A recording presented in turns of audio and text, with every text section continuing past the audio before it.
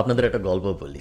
2008 সাল সেপ্টেম্বর মাস, একটা দ্বীপ, যে দ্বীপের উপরে ছোট্ট একটা বিল্ডিংয়ের সমান একটা রকেট দাঁড়ানো। এই রকেটের ঠিক পাশেই দাঁড়ানো রকেট যিনি বানিয়েছেন সে রকেটের কোম্পানির মালিক। মালিকের নাম ইলন মাস্ক, এবং ইলন মাস্ক একদমই খুশি না।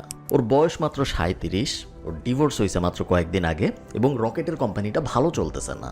শুধু তাই না, ওর আরেকটা কোম্পানি আছে যে কোম্পানির নাম টেসলা, ওইটাও ভালো চলতেছে না, কেউ গাড়ি কিনতেছে না। বলা হচ্ছে ওই কোম্পানি নাকি বন্ধ হয়ে যাবে। এমন অবস্থা যে ওর বাসা ভাড়ার জন্য টাকা নিতে হচ্ছে বন্ধুদের কাছ থেকে, এবং এই জিনিসটা স্পেশালি লজ্জার, কারণ ইলন মাস্ক কিন্তু গরিব না, ও বেশ বড় লোক একটা মানুষ ছিল। তার থেকেও বড় মরার উপর খাড়ার ঘা কি, এর আগে যতবারই রকেট লঞ্চ করার চেষ্টা করা হয়েছে, এর আগে আরো 3বার চেষ্টা করা হয়েছে, প্রত্যেকবারই রকেট ফেল করছে। সবাই এখন ইলন মাস্কের দিকে তাকায় হাসে। ওকে বলা হয় ওয়ান হিট ওয়ান্ডার, এবং পেপ্যাল, যেটা ওর আগের কোম্পানি, যেটা বিক্রি করে ও বড় লোক হয়েছিল, ওই কোম্পানিও আসলে ও একা শুরু করেনি, এবং এই কারণে সবাই ওর দিকে তাকায় বলে যে ও আসলে একা একা কখনো কিছু করতে পারবে না। পেপ্যাল চলছে, ও একটু বড় লোক হয়েছে কারণ পেপ্যালে আরও কিছু বুদ্ধিমান মানুষজন ছিল, সবাই মিলে দাঁড় করেছে, ও যে সাথে ছিল দেখে ও দাঁড় করাইতে পারছে এটা। তো কাহিনীতে ফেরত আসি। দ্বীপের ভিতরে ইলন মাস্ক দাঁড়ায় আছে। আজকে 4 নম্বর বার রকেট টেস্ট করা হবে। রকেটের নাম ফ্যালকন 1। এই লঞ্চ যদি ফেল করে তাহলে আজকেই এই রকেটের কোম্পানিটা বন্ধ হয়ে যাবে। কিছু মানুষ যারা এই হিসাব নিকাশ করে যে এই কোম্পানি যদি বন্ধ হয়ে যায় তাহলে যে কাঁচামাল আছে, এই কাঁচামাল বিক্রি করলে কত টাকা পাওয়া যাবে, সেই টাকা দিয়ে পাওনাদারদের কিভাবে টাকা পরিশোধ করা হবে, এই মানুষগুলোও ওই দ্বীপের ভিতরে দাঁড়ানো, কারণ ওরা জানে যে ফেল করার চান্স অনেক বেশি, এবং ফেল যদি করে ওরা আজকে রাতের মধ্যে হিসাব রেডি করতে চায় যে কোম্পানির মালামালের কতটুকু কারে বেচবো, বেচলে কি টাকা পাওয়া যাবে, এবং সেই টাকা দিয়ে কিভাবে আমরা পাওনাদারদের টাকা পরিশোধ করব। আচ্ছা, রকেট লঞ্চ হতে থাকুক, আমরা একটু ফাস্ট ফরওয়ার্ড করে আজকের দিনে আসি। যে কোম্পানিটার কথা আমি বলতেছি, এই কোম্পানিটার নাম SpaceX, আপনারা সবাই জানেন, এবং গত সপ্তাহে SpaceX এর IPO হয়েছে, ইনিশিয়াল পাবলিক অফারিং। সোজা বাংলায় বললে স্টক মার্কেটে SpaceX উন্মুক্ত হয়েছে যেন সাধারণ মানুষ SpaceX এর শেয়ার কিনতে পারে। এবং যখন এই কাহিনী হয়েছে, তা IPO, তার ঠিক 2 থেকে 5 মিনিটের মধ্যে ইলন মাস্ক পৃথিবীর প্রথম ট্রিলিয়নিয়ার হয়েছে। ও এর আগেই পৃথিবীর সবচেয়ে বড় লোক মানুষ ছিল, এখনও পৃথিবীর প্রথম ট্রিলিয়নিয়ার। আপনি চিন্তা করেন একবার যে পুরা অস্ট্রেলিয়ার দাম যত, পুরা অস্ট্রেলিয়ার জিডিপি যত, SpaceX কোম্পানির দাম এখন তার থেকে বেশি। কেন, কিভাবে, SpaceX আসলে ইনকাম করে কিভাবে, সব কিছু আমরা বোঝার চেষ্টা করব আজকের এই ভিডিওতে। চলুন শুরু করা যায়। আচ্ছা, ইলন মাস্ক যখন SpaceX শুরু করে তখন কিন্তু ও গরিব ছিল না, যেটা আমি আপনাদের একটু আগে বললাম। ও $180 মিলিয়ন মতো পেয়েছে পেপ্যাল বিক্রি করে, এবং পেপ্যাল নিয়ে আমার একটা বিস্তারিত ভিডিও আছে অনেক আগে রেকর্ড করা, যেখানে আমি পেপ্যাল মাফিয়ার পুরো হিস্ট্রিটা আপনাদের বলেছিলাম। তো $180 মিলিয়ন পাইছে। $180 মিলিয়ন পাওয়ার পরে ও একদমই খরচ করে নাই তা না, ও একটা প্রাইভেট জেট কিনছে নিজের জন্য, হাবিজাবি খরচ টরচ করছে, but chunk of the money, বেশিরভাগ টাকাই আসলে রয়ে গেছে। তো ও ভাবা শুরু করে যে এই টাকাটা দিয়ে আমি কি করব, আমি কি আর কিছু করব না, আমি কি রিটায়ারমেন্টে চলে যাব, নাকি আমি নতুন কিছু শুরু করার চেষ্টা করব, এটা নিয়েও চিন্তাভাবনা করা শুরু করে। এবং এই চিন্তাভাবনা করতে করতে হঠাৎ ওর মাথায় একটা প্রশ্ন আসে যে আচ্ছা, অনেক দিন আগে সোভিয়েত আমল যখন ছিল তখন আমেরিকার থেকে চাঁদে মানুষ পাঠানো হয়েছিল, বাট এরপরে আর চাঁদে তো মানুষ পাঠানো হয় নাই, মঙ্গল গ্রহেও কখনো মানুষ পাঠানো হয়নি। কাহিনীটা কি? তো তাড়াতাড়ি নাসার ওয়েবসাইটে যায় রিসার্চ করার চেষ্টা করে যে এরপরে মঙ্গল গ্রহে মানুষ পাঠানোর মিশন কবে হবে। তো ও যায় দেখে যে নাসার যে রোড ম্যাপ, সেই রোড ম্যাপে মঙ্গল গ্রহে মানুষ পাঠানোর কোনো মিশন নাই। তো ও এটা দেখে একটু টাসকি খেয়ে যায়, কারণ ওর মনে হয় যে মানুষের মাল্টিপ্ল্যানেটারি হওয়াটা খুব জরুরি। মাল্টিপ্ল্যানেটারি মানে হলো একের অধিক প্ল্যানেটে মানুষ থাকবে, এটা হওয়া জরুরি। এটা হওয়া কেন জরুরি? কারণ মানুষ যদি শুধু একটা প্ল্যানেটেই থাকে, একটা গ্রহেই থাকে, যে গ্রহের নাম পৃথিবী, তাহলে ওই গ্রহে যদি কোনো বিপদ ঘটে তাহলে সব মানুষ একবারে ধ্বংস হয়ে যাবে, এবং মানুষ জাতিটাই ধ্বংস হয়ে যাবে। তাহলে এটা হলো ইলন মাস্কের থট প্রসেস, যেভাবে ডায়নোসর ধ্বংস হয়ে গেছে। এবং আপনি যদি আজকে SpaceX এর ওয়েবসাইটে যান, ওদের মিশন স্টেটমেন্ট দেখেন, ওরা মিশন স্টেটমেন্টে এটাই বলে যে ডায়নোসরের সাথে যা হয়েছিল মানুষের সাথে জানি তা না হয়, এই জন্যই আমরা SpaceX শুরু করছি।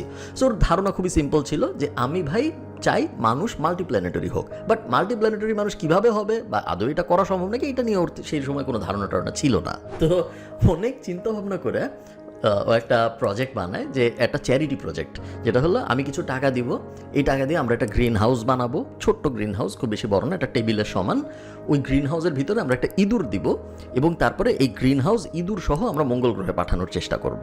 পুরোটাই চ্যারিটি, কোনো বিজনেসের উদ্দেশ্য নাই। পুরো জিনিসটা করার গোল হলো যদি আমরা এই জিনিস করি, একটা ইঁদুর গ্রিন হাউস সহ মঙ্গল গ্রহে যাচ্ছে, এই জিনিস যদি আমরা করতে পারি তাহলে এত মিডিয়া অ্যাটেনশন আসবে, এত মানুষ আগ্রহী হবে, যে আগ্রহের কারণে হয়তো নাসা নাসা বলবে হ্যাঁ ঠিক আছে আমরা মঙ্গল গ্রহে মানুষ পাঠানোর চেষ্টা করব।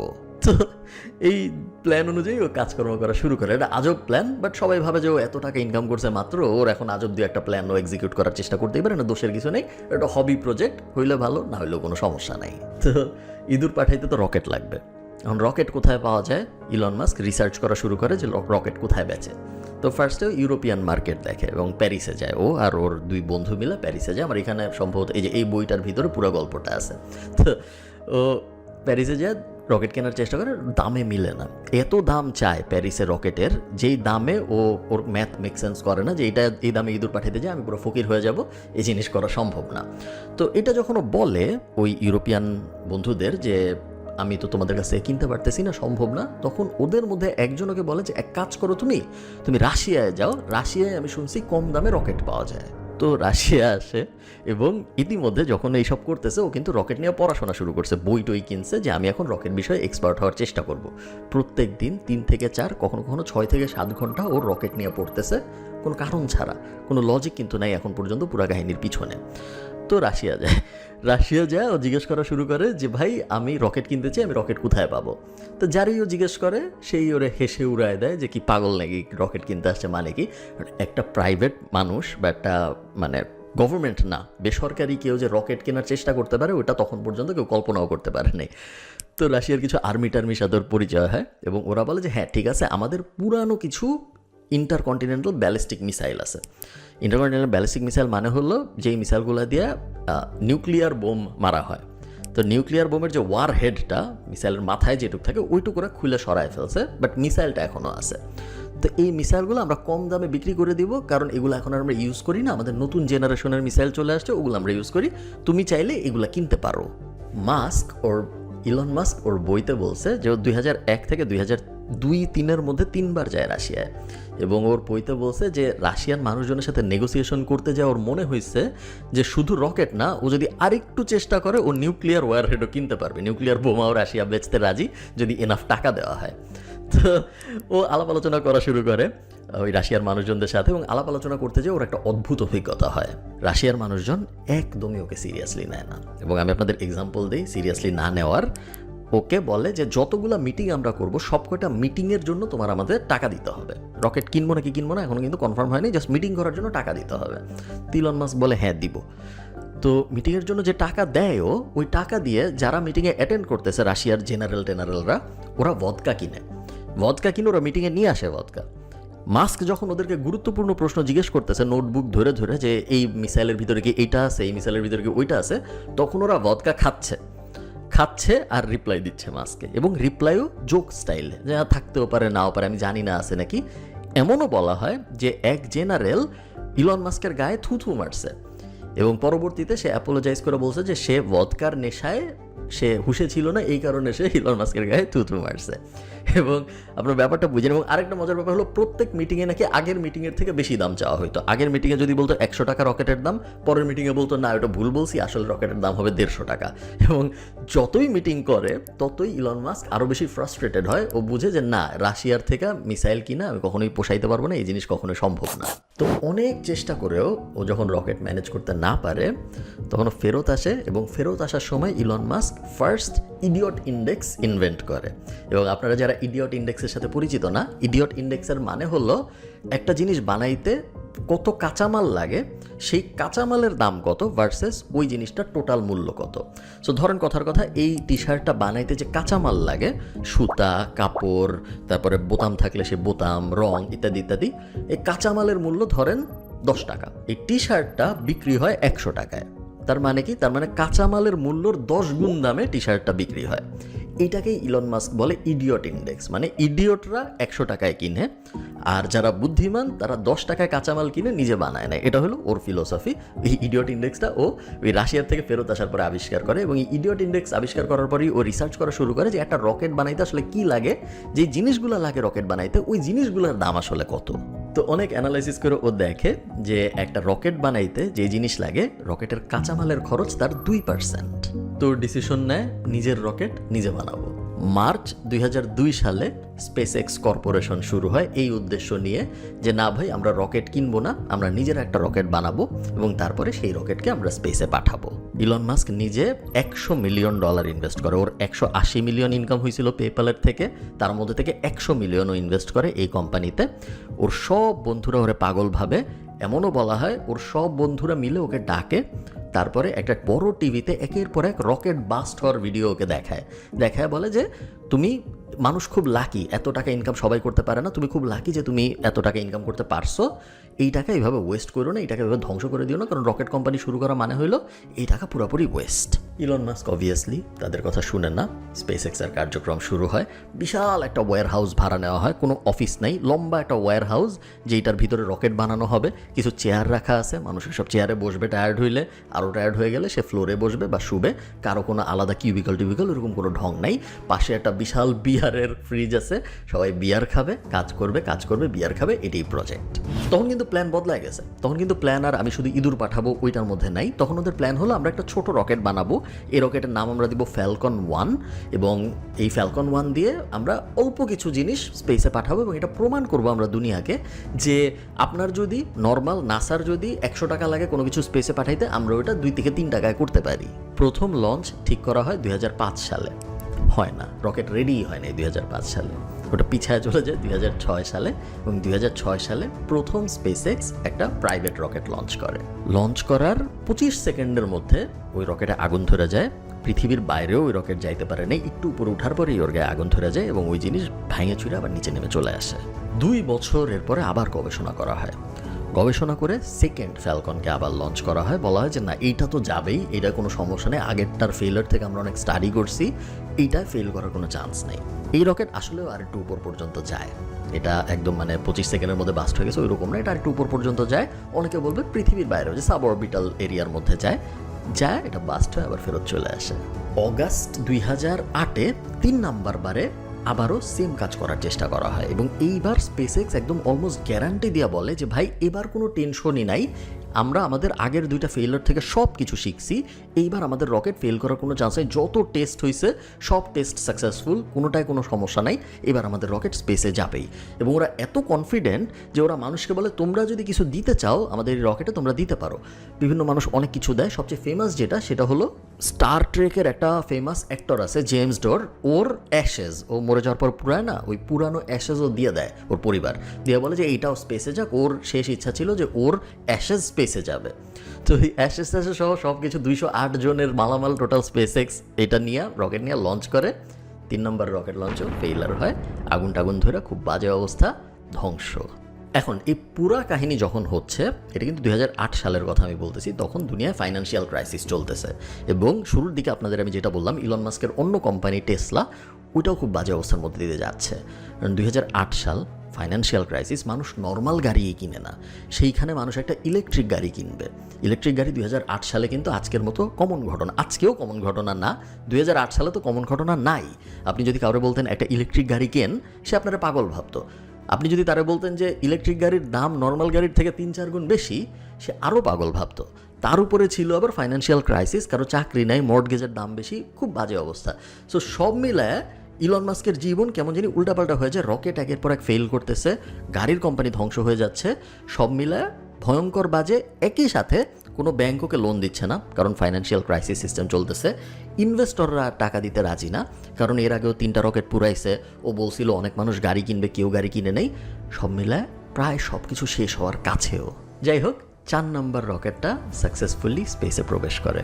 9 মিনিট 31 সেকেন্ড লঞ্চ হওয়ার পরে এই রকেট প্রথম স্পেসে প্রবেশ করে, যেটা ছিল পৃথিবীর প্রথম, পৃথিবীর ইতিহাসে আগে কখনো এমন হয় নাই একটা প্রাইভেট কোম্পানি স্পেসে এরকমভাবে একটা রকেট পৌঁছাইতে পারছে, যেটা ফার্স্ট স্পেস এক্স করে। ইলন মাস্ককে জিজ্ঞেস করা হয় যে আপনার অনুভূতি কি, ইলন মাস্ক বলে যে I don't even know what to say, this is fucking mind blowing. এবং এরপরে গল্প পজিটিভ হওয়া শুরু করে। ইলন মাস্ক নাসা থেকে একটা কল পায় তার কয়েক মাস পরে, যেখানে বলা হয় যে আমরা দেখছি তোমার সাকসেসফুল লঞ্চ, আমরা তোমাকে 1.5 বিলিয়ন 1.6 বিলিয়নের মতো একটা কন্ট্রাক্ট দেব, টোটাল 12 বার তোমার রকেট ইউজ করবো আমি, আমাদের স্পেসে মালামাল পাঠাইতে হবে। এই কাহিনী যখন হয় তখন আস্তে আস্তে ইলন মাস্কের ইনভেস্টররাও ফেরত আসা শুরু করে। যখন দেখে যে নাসা কাজ দিয়েছে তখন যে না, সম্ভবত এখন আস্তে আস্তে সবকিছু পজিটিভের দিকে যাবে, আমরা আবার ফেরত আসতে পারি। এবং ওখান থেকে আরও অনেক ফেইলার ছিল, বাট আস্তে আস্তে স্পেস এক্স পজিটিভ দিকে যাত্রা শুরু করে। এখন আজকে আমি যদি আপনাকে জিজ্ঞেস করি যে ভাই বলেন তো স্পেস এক্সের ইনকাম কীভাবে হয়, আপনি হয়তো বলবেন যে রকেট পাঠায় ইনকাম হয়। বাট স্পেস এক্স কিন্তু আজকের দিনে আর রকেটের কোম্পানি না। রকেট পাঠায় ওদের ইনকাম হয়, বাট এটা ওদের ইনকামের মেজর অংশও না। আমি আপনাকে একটু ভেঙে বলি ওদের রেভিনিউ স্ট্রিমগুলো কী কী। স্পেস এক্স মেইনলি 4 ভাবে আয় করে, এবং ওদের আয়ের প্রথম উপায় হলো স্টারলিংক, যেটা ওদের স্যাটেলাইট ইন্টারনেট সেবা। এই মুহূর্তে আকাশে যত স্যাটেলাইট আছে তার 75%-এর মালিক স্পেস এক্স, এবং এই 75%-এর বেশিরভাগই পাঠানো হয়েছে আকাশে স্টারলিংকের ইন্টারনেট সেবা দেওয়ার জন্য। মাস্কের আইডিয়াটা খুব সিম্পল ছিল যে হোয়াট ইফ আমরা আকাশে অনেক স্যাটেলাইট পাঠাই এবং স্যাটেলাইট থেকে বিম করে যদি আমরা ইন্টারনেট দেই, তাহলে আমরা এমন এমন জায়গায় পৃথিবীতে ইন্টারনেট দিতে পারবো যেখানে কখনো টাওয়ার বসানো সম্ভব না, যেখানে কখনো ফাইবার অপটিক্সের কেবল যাওয়া সম্ভব না। এইরকম যত রিমোট অঞ্চল আছে সব অঞ্চল কিন্তু এখন আস্তে আস্তে স্পেস এক্সে শিফট করতেছে। শুধু রিমোট অঞ্চল না, আপনি যদি ঢাকা থেকে বরিশালে যাওয়ার চেষ্টা করেন ওই লঞ্চের ভিতরেও কিন্তু স্পেস এক্স আছে। আমি নিজে কখনো যাওয়ার চেষ্টা করে স্পেস এক্স পাই নাই, আমি শোনা কথা বলতেছি আপনাদের, আপনারা কেউ কমেন্টে ভেরিফাই করেন, বাট আমি জানি আছে। 2025 সালে স্টারলিংকের সাবস্ক্রাইবার ছিল প্রায় 90 লাখ মানুষ। এখন আজকের দিনে 2026 সালে এসে প্রায় 1.5 কোটির কাছাকাছি চলে গেছে, এবং প্রত্যেক বছর 50 লাখ থেকে 1 কোটি করে সাবস্ক্রাইবার বাড়তেছে। এবং স্টারলিংকের সাথে আপনি যদি নর্মাল একটা ইন্টারনেট সেবা বা নর্মাল একটা টেলিকম সেবা কম্পেয়ার করেন, পুরোটা কিন্তু আলাদা, কারণ স্টারলিংকের প্রফিট মার্জিন অনেক বেশি। একবার যখন ও স্পেসে স্যাটেলাইটটা পাঠাচ্ছেও কিন্তু নিজের রকেট ইউজ করে, সো ওইখানে ওর খরচ খুব একটা হচ্ছে না। একবার যখন পাঠায় দিচ্ছে এরপরে তো বাকি সেবা ডিজিটাল, ওর তো তার ম্যানেজ করা লাগে না, ওর তার ছিঁড়ে যাওয়ার ঝামেলা নাই, ওর এই ঝামেলা ওই ঝামেলা, এই ইনফ্রাস্ট্রাকচার ওগুলো কিছু নাই। সো ওর প্রফিট মার্জিন প্রায় 40%, এবং প্রফিট মার্জিন 40% বিশাল ব্যাপার এই কারণে মাইক্রোসফট, অ্যাপেল এদেরও কিন্তু প্রফিট মার্জিন এরকম 40%-এর কাছাকাছি নাই। তো এইটা একটা পয়েন্ট। আর একটা পয়েন্ট হলো স্টারলিংক পুরো দুনিয়ায় একসাথে সেবা দিতে পারে। এখন গ্রামীণফোন তো চাইলেই পরশুদিন যায় আয়ারল্যান্ডে ইন্টারনেট সেবা দিতে পারবে না, অমুক ইন্টারনেট চাইলেই যায় পরশুদিন অমুক আরেকটা দেশে যায় সেবা দিতে পারবে না, বাট স্পেস এক্স পৃথিবীর বাইরে থেকে পুরো পৃথিবীকে একসাথে সেবা দেওয়ার চেষ্টা করতেছে। তো এই কারণে স্টারলিংক এত বেশি সাকসেসফুল, এবং স্পেস এক্সের টোটাল ইনকামের 50-60% কিন্তু এখন আসে এই ইন্টারনেট বিক্রি করে। এবং আপনি ব্যাপারটা একটু চিন্তা করেন যে এই জিনিসটা কত স্মার্ট।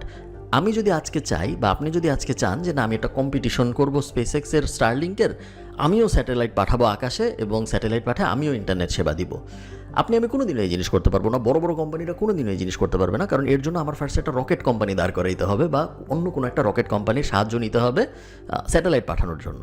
অন্য কোন রকেট কোম্পানির সাহায্য আপনি নেবেন? স্পেস এক্সই তো। স্পেস এক্স তো আপনারা এই সাহায্য করবে না, কারণ ওদের নিজেরই আছে কম্পিটিটিভ প্রোডাক্ট। সো পুরো ইকোসিস্টেমটার যদি আপনি দিকে তাকান, এমন একটা মনোপলি ক্রিয়েট করা হয়েছে যে মনোপলি সহসাই ভাঙবে এরকম কোনো সুযোগ নাই। 2 নম্বর রেভিনিউ স্ট্রিম গভর্নমেন্ট কন্ট্রাক্ট, এবং দেশের বাইরের যেসব এন্টিটি আছে তারা যখন আকাশে কোনো জিনিস পাঠাইতে চায় টাকার বিনিময়ে সেগুলো পাঠানো। সো নাসা, পেন্টাগন, তারপরে মিলিটারি সার্ভিসেস যা আছে আমেরিকার, ওরা স্পেস এক্সের কাছে এসে বলে যে আমি স্পেসে এই করতে চাই, আমি স্পেসে এই জিনিস পাঠাবো, ওই জিনিস পাঠাবো, মানুষ পাঠাবো, মালামাল পাঠাবো, তোমার টাকা দিচ্ছি, তোমার রকেট দিয়ে তুমি পাঠাও। ওইটা একটা। অন্যান্য দেশও, ফর এক্সাম্পল বাংলাদেশের স্যাটেলাইট ছিল একটা, আপনারা জানেন, ওই স্যাটেলাইট পাঠানোর জন্য কিন্তু আমরা স্পেস এক্স ইউজ করছি।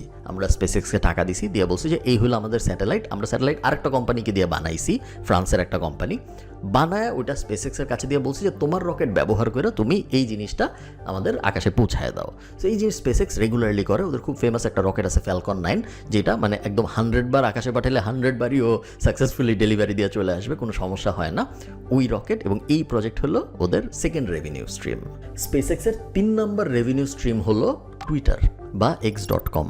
আপনারা অনেকেই জানেন যে 45-46 বিলিয়ন ডলার দিয়ে ইলন মাস্ক কয়েক বছর আগে টুইটার বা x.com কিনলো, এবং কেনার পরে কিন্তু টুইটারের অবস্থা খারাপ হয়েছে। তখন যা রেভিনিউ ছিল তার থেকে 30-40% ড্রপ করছে রেভিনিউ, বাট তারপরেও টুইটারের রেভিনিউ হয়। এবং টুইটারের মালিক কিন্তু স্পেস এক্সের কাছে টুইটারকে বিক্রি করে দেওয়া হয়েছে পরে ইলন মাস্কের মাধ্যমে। এবং এই মুহূর্তে স্পেসএক্স হলো হোল্ডিং কোম্পানি, যেটার ভিতরে স্টারলিংক আছে, গভর্নমেন্টাল প্রজেক্টস আছে এবং টুইটার আছে, যেটার থেকে যা ইনকাম হয় ওগুলো সব স্পেসএক্স পায়।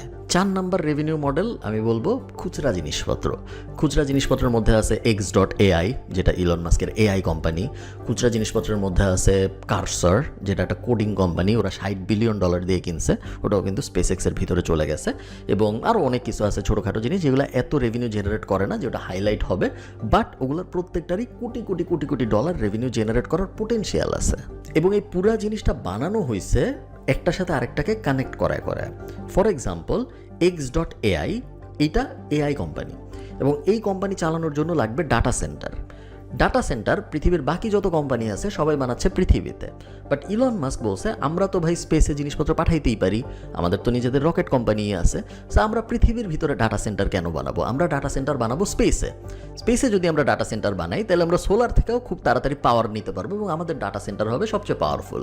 সো এরকম অনেক অদ্ভুত প্রজেক্ট। আবার আরেকটা প্রজেক্ট আছে যেটা হলো অ্যাস্ট্রয়েড থেকে মিনারেল ডিরাইভ করার। ওরা বলছে যে আমরা তো ভাই রকেট পাঠাই, সো আমরা যদি এখন বিভিন্ন অ্যাস্ট্রয়েডে রকেট পাঠাইতে পারি তাহলে ওই সব অ্যাস্ট্রয়েডের ভিতরে যদি সোনা থাকে, রূপা থাকে, ইত্যাদি জিনিসপত্র থাকে, ওগুলো তো আমরা মাইন করতেই পারবো। সো ওগুলো মাইন করে আমরা নিয়ে আসি।